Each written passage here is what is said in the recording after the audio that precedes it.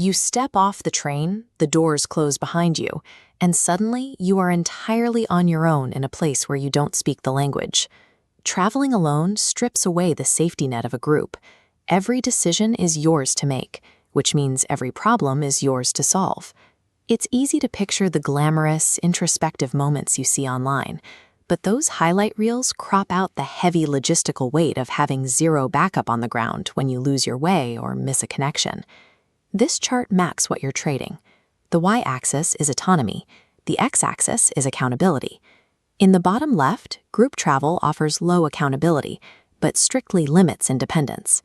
Plot solo travel and you shoot to the top right. You gain maximum freedom, but absorb total responsibility.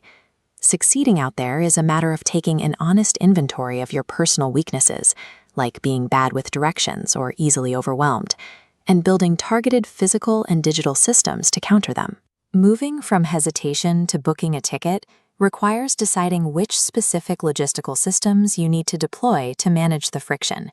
Your first layer of defense is what we call your logistical footprint. When there is no one else to watch your bag while you run to the bathroom, your luggage size becomes a security issue. This matrix breaks down the exact logistics of your gear.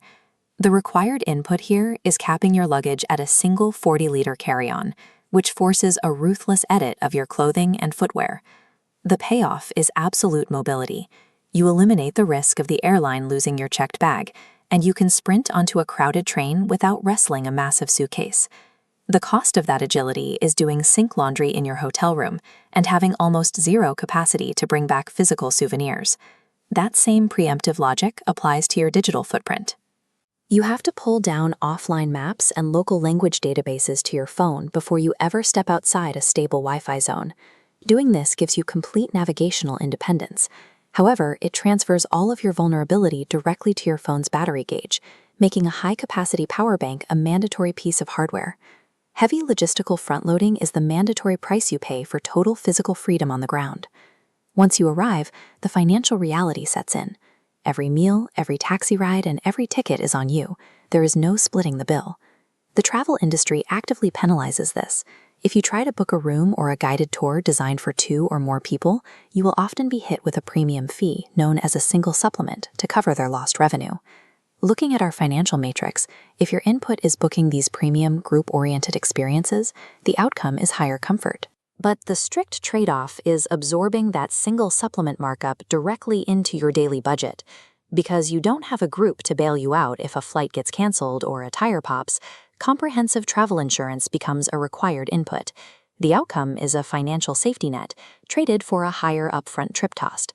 Before you buy a standalone policy, check the fine print on the credit cards you already hold.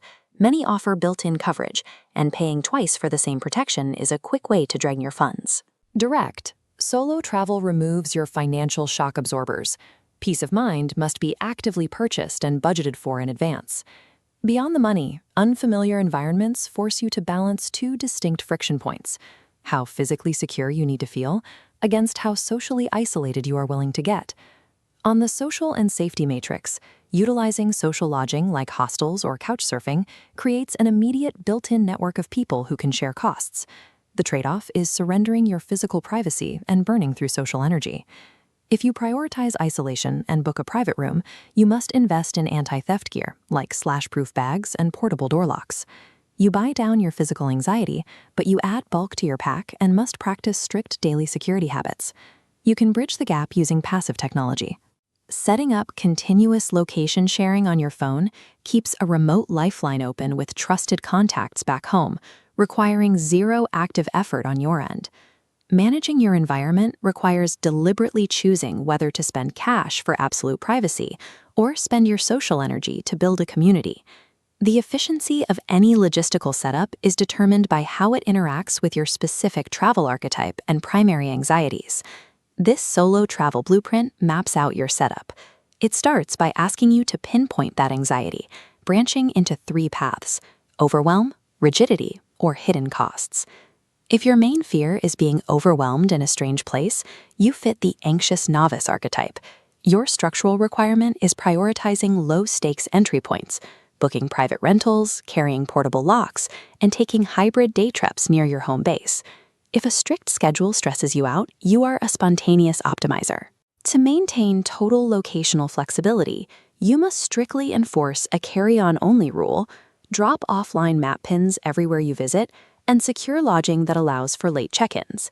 And if you are terrified of blowing your budget, you are the budget-conscious explorer.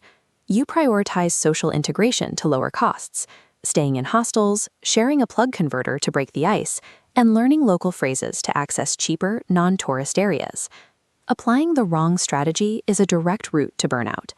Forcing an anxious introvert into a high-energy shared hostel just to save $20 will ruin the trip before it starts.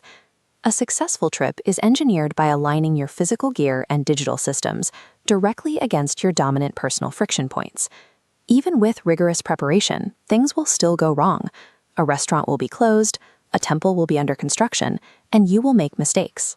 Robust preparation absorbs the shock of those unplannable moments, keeping a closed museum or a missed train from escalating into a trip-ending crisis. And when the plan does break down, you have the ultimate advantage. There is absolutely zero pressure to maintain a schedule for someone else's comfort. If you want to sleep in and get takeout instead of sightseeing, you just do it. That is the actual return on investment of traveling alone. You trust your own judgment to navigate the unknown, transforming that heavy accountability into pure locational freedom.